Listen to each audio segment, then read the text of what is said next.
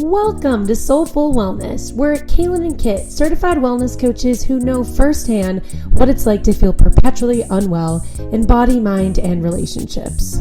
That's why we created this weekly podcast to bring you practical guidance and share our deep, dark secrets so you too can heal inside and out. Join us every Thursday as we embrace living from the soul. No trends, diets, or one-size-fits-all advice here.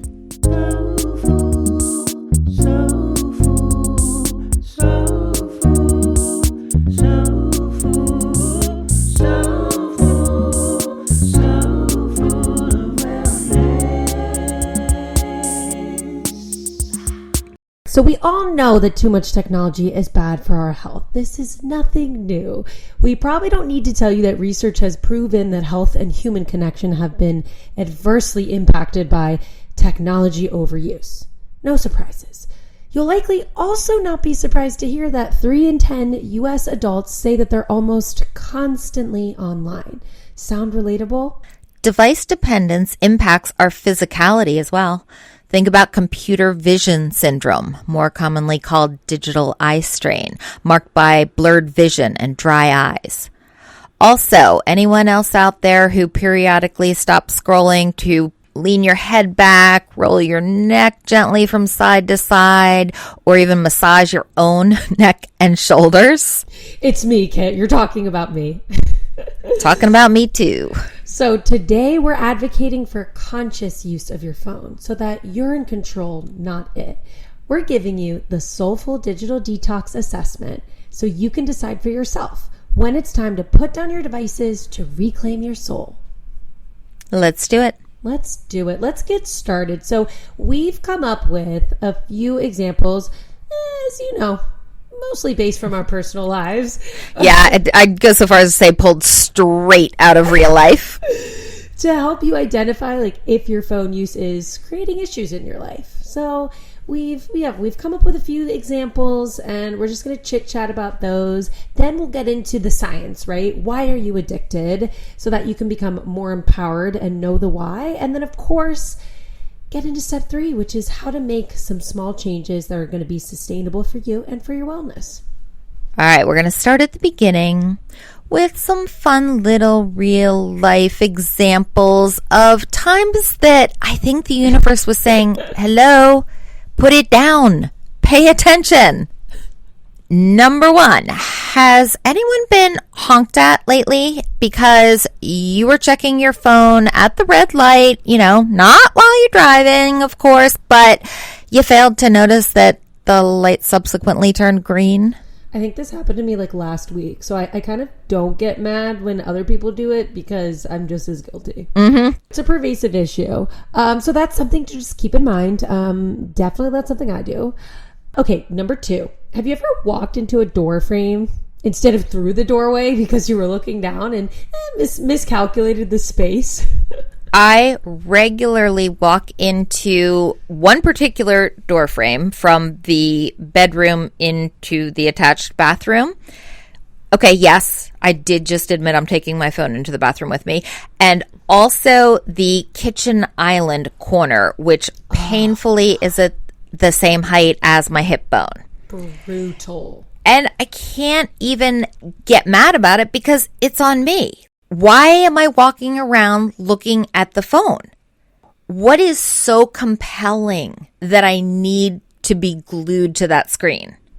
Well, we'll get into that later, but I find myself doing the same thing. I can't freaking put it down. I'm walking down the stairs in my townhome. There's a lot of stairs in this house while on my phone. Mm-hmm. And not to mention, we have a makeshift baby gate at the bottom of the stairs right now since Wally's a puppy. So I have to go down the stairs and picture me swinging my leg over this thing, mm-hmm. and I'm on my phone. I'm going to slip one of these days. What really did it for me was we have very dark hardwood floors. One of my dogs is black. When I'm on the iPad in particular, so now we're really blocking any vision of what's in front of me or at my feet. And the other day, I walked right into a poor sleeping puppy. I felt terrible. And that really did it for me. I was like, okay, this is now not just hurting me. It's hurting my poor little dog who did not deserve that. And that was a big moment for me where I was like, okay, this has officially gotten out of hand. Percy has long since forgiven you. He forgave you within 30 seconds. I hope you know that. Well, he looked up at me like, what? Seriously? I felt terrible. Yeah, so it's safe to say that we both are constantly running into things. I feel like I have a bruise like every other day. I'm like, oh, what's that from? No idea. Again, just speaking to my lack of consciousness. Just walking around absentmindedly. Which brings us to example number 3. You look up startled because it's finally registered that someone has now said your name 3 times in a row. What I find interesting about this one is that I don't hear it the first or the second time, but on the third or maybe it's the 4th time, I'm aware that it's been that many times. So on some level, I was hearing it because I don't look up like, what? Oh, that wasn't the first time. I look up with full awareness that it's been, say, 3 times or 4 times, but I really didn't, it just didn't penetrate until that time, at which point I'm embarrassed. The other day I was at Starbucks and I was waiting for the longest time. It was like a zoo in there. It was really crazy. And it finally dawned on me. I'm like, did I maybe just not hear my name being called? Lo and behold, walk right up. It was just sitting there. It was an iced latte, so it was just probably watered down at that point. I'm like, all right. Well, you couldn't win even if it was a hot one. At that point, it probably wouldn't be all that hot anymore. So the message is pay attention.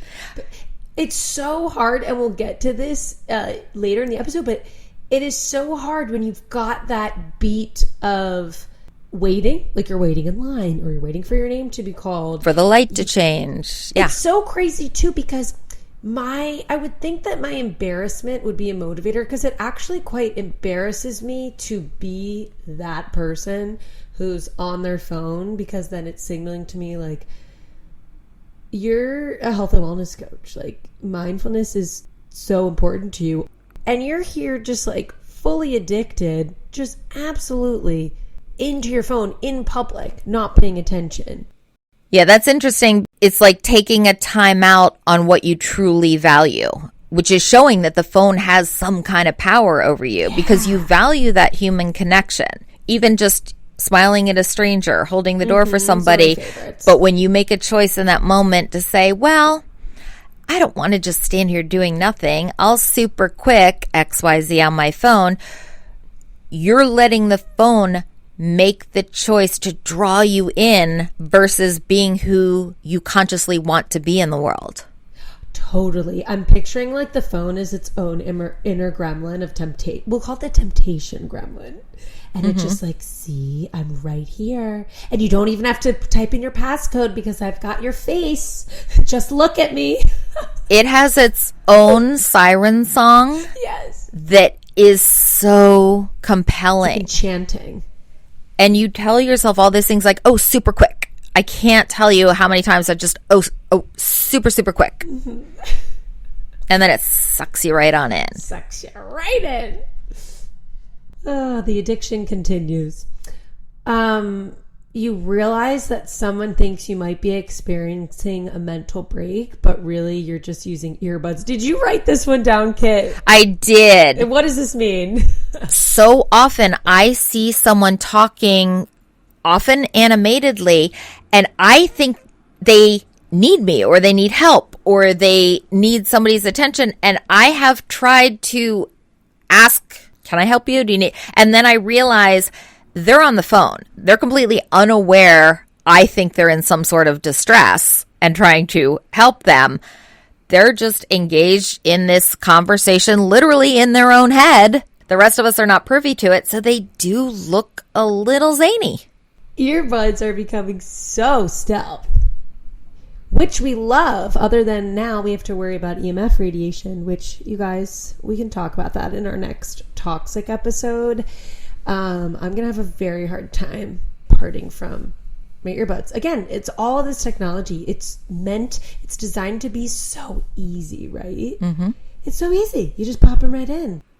Those are our examples, our real life examples that we wanted to share with you in case that you can relate to them. These are our signals to ourselves that it's getting in the way. It's getting in the way of our life and our well-being. We're going to go into a little bit of the science. I think it's interesting and also makes me realize that I'm not in control when there's a dopamine hit. It's brain chemistry doing what humans do, and app developers using that scientific knowledge to intentionally make them more addictive. But if I zoom out and realize I'm letting it happen by not making conscious choices otherwise, I'm tacitly approving. Briefly, here's a little of the science as to why it really is an addiction. It's nice because I feel like the science really empowers you and relieves you from the blame or the berating of yourself. You regular listeners know my passion for the documentary titled The Social Dilemma. It examines how social media's design nurtures addiction to maximize profit and its ability to manipulate our views, our emotions, our behavior, and spreading disinformation. So the science behind this is the constant drive for dopamine. A lot of these apps are designed as a way to keep you coming back again and again for that positive reinforcement that trigger the release of dopamine, a hormone and neurotransmitter responsible for pleasure in your brain. So these app programmers are counting on that drive to keep you checking your phone again and again.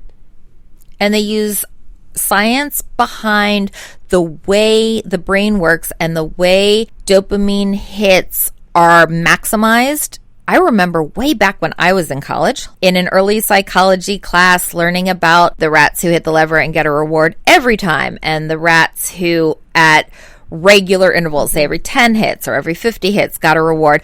And they found the most effective motivator was the random, intermittent, you never know when another hit is coming. Same science that was used behind slot machines. The app developers are using that too.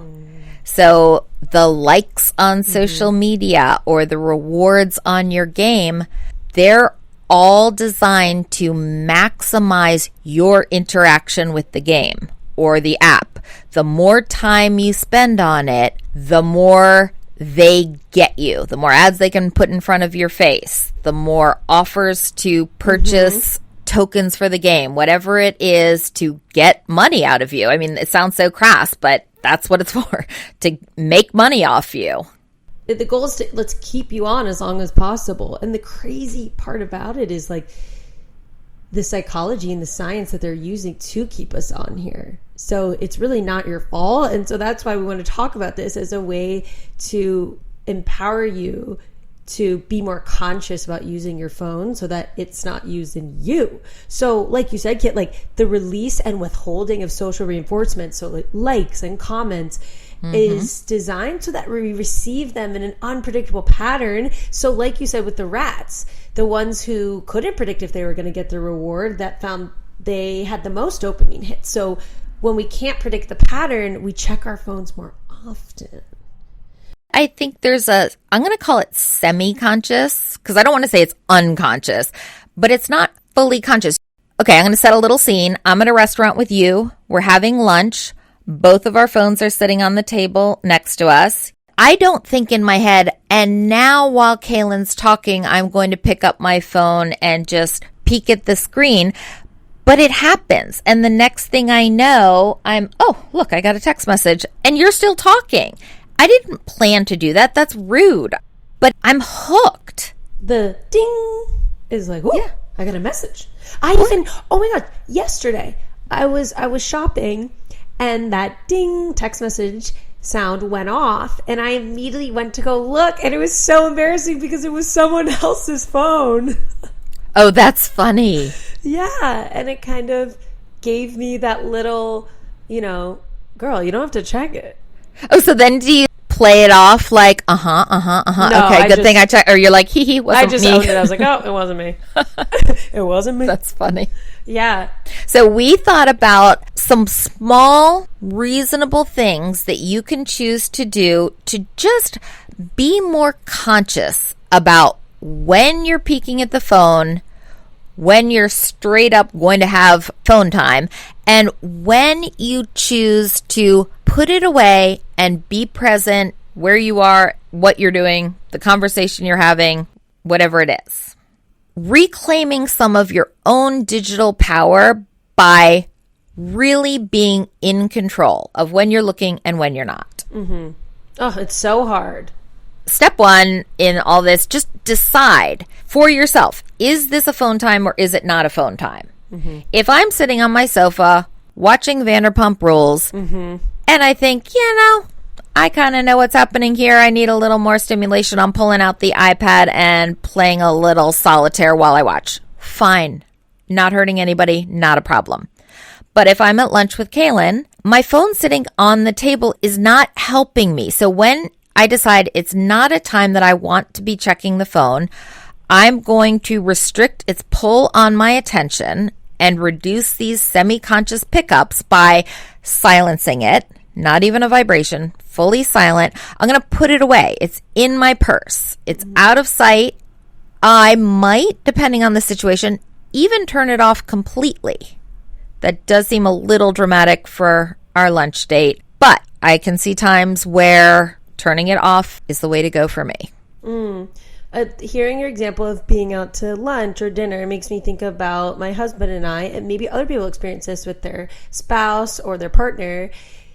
If there's a lull or we're just, we're on a date or whatever, it's not like a special date, and we're just a little bit quiet or looking at the menu, there's that pull to grab the phone. And to your point, kid, if it's just sitting out, I'm going to reach for it. I actually set a boundary on my honeymoon. I actually left my phone at the villa during the day because I was that hooked on it. I was like working on a creative project on my phone, and I just went into hyperfixation mode, couldn't get off of it. So I set that boundary. So I think in lieu of what you're saying, my boundary is going to be around vacations. And when I'm on a really special date or time with my husband, I'm going to leave it in the room. Or if not, leave it locked in the purse, not on the table. Mm-hmm. In accordance with that, I think there are certain times in my day where I just don't need to have the phone with me. If I'm walking the dogs, I'm going to leave the phone at home. I'm not going to get lost. I don't need the map. I don't need to document with a photograph. Like, we do it every day. So I'm going to leave the phone at home on the walk. I've started doing that too. I've started because I started to notice myself walking Wally and reaching for my phone. I'm like, this is my time with my dog, and this is a perfect opportunity to practice mindfulness. Like, I don't need my phone for anything. I'm amazed at how many things I think I need to know that instant that I don't actually need to know. It feels in that moment, I'm like, oh, shoot, I can't look that up. Oh, I'll have to look that up when I get home. And then about a day or two later, I remember the thing because it really wasn't important and I completely forgot it existed. I'm like, oh, I remember when I thought I needed to know that. Apparently I didn't, as I never did look it up. So I think of all the time I'm saving myself not looking things up simply because I don't have the option of looking things up. This is good at the gym too. Just leaving the phone in the locker. I don't need to take the phone out onto the gym floor with me. There's no I would need it for music. Urgent thing. There's cameras built into every piece of equipment. I mean, not cameras, television cameras. That'd be weird. Here's me work. Yeah, here's me sweating. What's going on? No.